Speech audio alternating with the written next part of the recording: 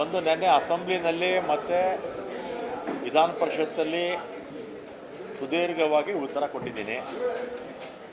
ಮಾನ್ಯ ವಿಪಕ್ಷದ ನಾಯಕರುಗಳು, ಸದಸ್ಯರುಗಳು ಅನೇಕ ಪ್ರಶ್ನೆಗಳನ್ನು ಕೇಳಿದರು. ಮತ್ತು 15ನೇ ತಾರೀಕು ನಮ್ಮ ಮುಖ್ಯಮಂತ್ರಿಗಳು ಮ್ಯಾಜಿಸ್ಟ್ರೇಟ್ ಎನ್ಕ್ವೈರಿಗೆ ತನಿಖೆ ಮಾಡಿದ್ದಾರೆ. 1 ವಾರ ಅವಕಾಶ ಕೊಟ್ಟಿದ್ದಾರೆ. 21ಕ್ಕೆ ವರದಿ ಬರುತ್ತೆ. ವರದಿ ಬಂದ ಮೇಲೆ ವರದಿ ಆಧಾರದ ಮೇಲೆ ನಮ್ಮ ಅಧಿಕಾರಿಗಳು, ಫಾರೆಸ್ಟ್ ಡಿಪಾರ್ಟ್ಮೆಂಟ್ ಅಧಿಕಾರಿಗಳು ಏನಾದರೂ ತಪ್ಪಾಗಿದ್ದರೆ ಅವ್ರ ಮೇಲೆ ಕ್ರಮ ತಗೊಳ್ತೀನಿ ಅಂತ ಹೇಳಿದ್ದೀನಿ.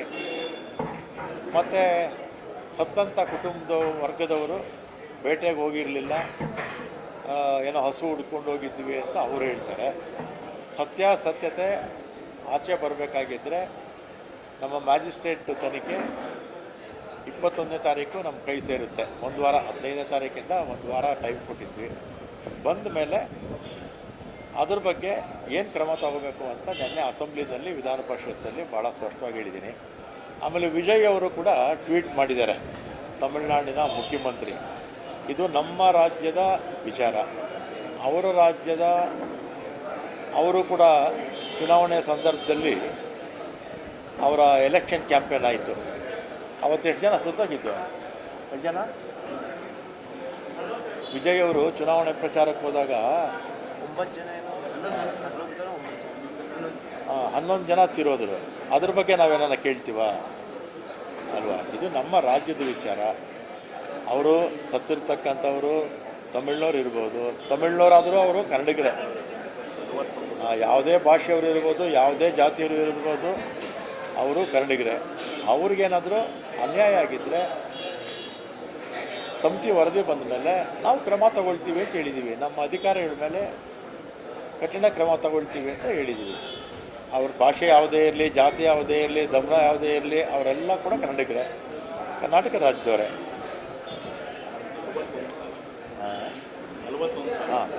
41 ಜನ ಇರಬೇಕು. ಆಗ ವಿಜಯ್ ಅವರು ಚುನಾವಣೆ ಪ್ರಚಾರಕ್ಕೆ ಹೋದಾಗ ತೀರೋದವ್ರ ಸಂಖ್ಯೆ 41 ಇರಬೇಕು. ಹಿಂದೆ ಬಿಜೆಪಿ ಕಾಲದಲ್ಲೂ ಆಮೇಲೆ ಇದು ಅರಣ್ಯ ಇಲಾಖೆಯಲ್ಲಿ ನಾನು ನಿನ್ನೆ ಪ್ರಜಾವಾಣಿಯಲ್ಲಿ ಆರ್ಟಿಕಲ್ ಓದಿದೆ. 278 ಬಾರಿ ಈ ಅಟೆಂಪ್ಟ್ ಆಗಿದೆ. ಯಾವುದು ಬೇಟೆದು ಅಧಿಕೃತವಾಗಿ ದಾಖಲೆ ಸಿಕ್ಕಿರ್ತಕ್ಕಂಥದ್ದು. ಒಟ್ಟು 16 ವರ್ಷದಲ್ಲಿ 278 ಬಾರಿ. ಅಂದರೆ ಇದು ಸಿಕ್ಕಿರ್ತಕ್ಕಂಥದ್ದು. ಸಿಗದೆ ಎಷ್ಟಾಗಿದೆ ಗೊತ್ತಿಲ್ಲ. ಆಮೇಲೆ ಇದೇ ಪ್ರಥಮ ಬಾರಿ ಅಲ್ಲ. ಹಿಂದೆ BJPಯವರು ಅಧಿಕಾರದಲ್ಲಿದ್ದಾಗಲೂ ಕೂಡ ಈ ಘಟನೆಗಳು ಆಗಿತ್ತು. ಉದಾಹರಣೆಗೆ ಯಡಿಯೂರಪ್ಪನವ್ರು ಮುಖ್ಯಮಂತ್ರಿ ಆಗಿದ್ದರು. ಆಗ ವಿಜಯ್ ಶಂಕರ್ ಅವರು ಸಚಿವರಾಗಿದ್ದರು. 26 ಸೆಪ್ಟೆಂಬರ್ 2018ರಲ್ಲಿ ವಲ್ಲಿಯಪ್ಪ ಅಂತ ಒಬ್ಬರು ತೀರೋಗ್ತಾರೆ. ಆಮೇಲೆ ಒಬ್ಬರು ಗಾಯ ಕೂಡ ಆಗುತ್ತೆ. ಆಮೇಲೆ ಕುಮಾರಸ್ವಾಮಿ ಅವರು ಮಿನಿಸ್ಟರ್ ಆಗಿದ್ದಾಗ ಶಂಕರು ಅರಣ್ಯ ಮಂತ್ರಿಗಳಾಗಿರ್ತಾರೆ. ಪಾಲಾರ್ ಗಡಿನಲ್ಲಿ 135 kg ಮಾಂಸ ತಗೊಂಡು ಸಿಗಾಕೊಳ್ಳುತ್ತೆ, ಮತ್ತು ಬಂದೂಕು ಸಿಗಾಕೊಳ್ಳುತ್ತೆ. ಅಂದರೆ ಸಾವು ನೋವು ಏನೂ ಆಗಲ್ಲ, ಸಣ್ಣ ಪುಟ್ಟ ಗಾಯ ಆಗಿರುತ್ತೆ. ಆಮೇಲೆ ಬೊಮ್ಮಾಯಿ ಅವರು ಮುಖ್ಯಮಂತ್ರಿಗಳಾಗಿದ್ದರು. ಅವರೇ ಫಾರೆಸ್ಟ್ ಮಿನಿಸ್ಟರ್, ಅವರ ಇಲಾಖೆ ಅವ್ರ ಕೈಯಲ್ಲೇ ಇತ್ತು. ಡಿಸೆಂಬರ್ 2021ರಲ್ಲಿ ಮೈಸೂರು ಹುಣಸೂರು ರೇಂಜಲ್ಲಿ ನಾಗರಹೊಳೆಯಲ್ಲಿ 37 ವರ್ಷದ ಬಸವ ಅಂತ ಒಬ್ಬರು ತೀರೋಗ್ತಾರೆ, ಇದೇ ಚಕ್ಮುಕ್ಕಿನಲ್ಲಿ. ಆಮೇಲೆ ಮಾರ್ಚ್ 29, 23, 23ನೇ ವರ್ಷ ಬನ್ನೇರುಘಟ್ಟದಲ್ಲೂ ಕೂಡ ಒಂದು ಡೆತ್ ಆಗುತ್ತೆ. ಅರಣ್ಯ ಇಲಾಖೆಯವ್ರಿಗೆ ಮತ್ತು ಈ ಅರಣ್ಯಕ್ಕೆ ನುಗ್ತಾರಲ್ಲ, ಇಂಥದ್ದು ಸಹಜವಾಗಿ ಯಾವಾಗಲೂ ಆಗ್ತಾನೇ ಇರುತ್ತೆ. ಇದೇನು ಹೊಸದೇನಲ್ಲ. ಹಿಂದೆ ಕೂಡ ಆಗಿದೆ, BJP ಕಾಲದಲ್ಲೂ ಆಗಿದೆ, JDS ಸಮ್ಮಿಶ್ರ ಸರ್ಕಾರದಲ್ಲೂ ಕೂಡ ಆಗಿದೆ ಇದೆಲ್ಲ ಕೂಡ. ಮತ್ತು ಆಗಿರ್ತಕ್ಕಂಥ ಘಟನೆ ಬಗ್ಗೆ ಶೀಘ್ರವಾಗಿ ವರದಿ ಬರುತ್ತೆ.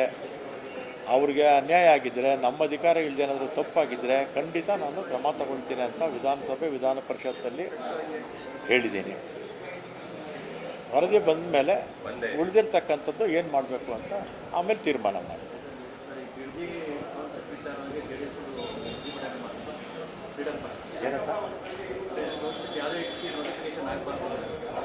ಈಗ ಬಿಡದಿ ಟೌನ್ಶಿಪ್ ಬಗ್ಗೆ ಭಾಳ ಸ್ಪಷ್ಟವಾಗಿ ಮುಖ್ಯಮಂತ್ರಿಗಳು ಹೇಳಿದ್ದಾರೆ. ಇಷ್ಟ ಇರೋರು ಜಾಗ ಕೊಡಿ, ಇಲ್ಲ ಅಂದರೆ ನಿಮ್ಮ ಜಾಗ ನೀವು ಇಟ್ಕೊಳ್ಳಿ ಅಂತ ಭಾಳ ಸ್ಪಷ್ಟವಾಗಿ ಹೇಳ್ಬಿಟ್ಟಿದ್ದಾರೆ. ಯಾವ ಬಲಾತ್ಕಾರನೂ ಇಲ್ಲ. ಇಷ್ಟ ಇದ್ದರೆ ಅವ್ರು ಜಮೀನು ಕೊಡ್ಬೋದು, ಇಲ್ಲ ಅಂದರೆ ಇಲ್ಲ. ಅವ್ರ ವ್ಯವಸಾಯನೋ ಅಥವಾ ಸ್ವಂತಕ್ಕೆ ಏನು ಬೇಕಾದ್ರೂ ಅವ್ರು ಬಳಸ್ಕೊಳ್ಬೋದು. ಸುಪ್ರೀಂ ಕೋರ್ಟ್ ಕೂಡ ಹೇಳಿದೆ CWMA ಆದೇಶವನ್ನು ಪಾಲಿಸಿ ಸರ್ಕಾರ ಹಿನ್ನಡೆ ಅಲ್ಲ ಸರ್. ಇದೇನಾಗುತ್ತೆ, CWMA CWRC ಎರಡೂ ಕೂಡ ಕಾನ್ಸ್ಟಿಟ್ಯೂಟ್ ಮಾಡಿರೋದು ಸುಪ್ರೀಂ ಕೋರ್ಟು ಕೋರ್ಸುಗಳವು. ಮತ್ತು ಅಲ್ಲೆಲ್ಲ ಟೆಕ್ನಿಕಲ್ ಪರ್ಸನ್ಸ್ ಇರ್ತಾರೆ. ಟೆಕ್ನಿಕಲ್ ಪರ್ಸನ್ಸೇ CWRCನಲ್ಲಿ CWMAನಲ್ಲಿರೋದು. ಸುಪ್ರೀಂ ಕೋರ್ಟೇ ಅವ್ರನ್ನ ಕಾನ್ಸ್ಟಿಟ್ಯೂಟ್ ಮಾಡಿರ್ತಕ್ಕಂಥದ್ದು. ಕೆಲವು ಸಂದರ್ಭದಲ್ಲಿ ಸುಪ್ರೀಂ ಕೋರ್ಟು ತೀರ್ಪು ನಮಗೆ ಇಷ್ಟ ಇಲ್ಲ ಅಂದರೂ ಕೂಡ ನಾವು ಅದನ್ನು ಜಾರಿಗೆ ತರಬೇಕಾಗುತ್ತೆ. ದೇಶದಲ್ಲಿ ಅತಿ ಹೆಚ್ಚು ದೊಡ್ಡ ಉನ್ನತ ಸ್ಥಾನ ಯಾವುದು ನ್ಯಾಯಾಂಗದಲ್ಲಿ, ಅದೇ ಸುಪ್ರೀಂ ಕೋರ್ಟು. ಮತ್ತು ಮನವರಿಕೆ ಮಾಡುವಂಥ ಕೆಲಸ ನಾವು ಮಾಡಬೇಕಾಗುತ್ತೆ. ನೀವು ಸಣ್ಣ ಆಗಬೇಕಲ್ವಾ? ಅದು ಒಂದು ಉತ್ತಮ ಆಹಾರದಿಂದ ಸಣ್ಣ ಆಗಬೇಕಲ್ವಾ? ಪ್ರತಿದಿನ ನಮ್ಮ ಜೀನಿ ಸ್ಲಿಮ್ನ ಯೂಸ್ ಮಾಡಿ ಯಾವುದೇ ಸೈಡ್ ಎಫೆಕ್ಟ್ ಇಲ್ದಂಗೆ ನೀವು ಸಣ್ಣ ಆಗ್ತೀರಾ.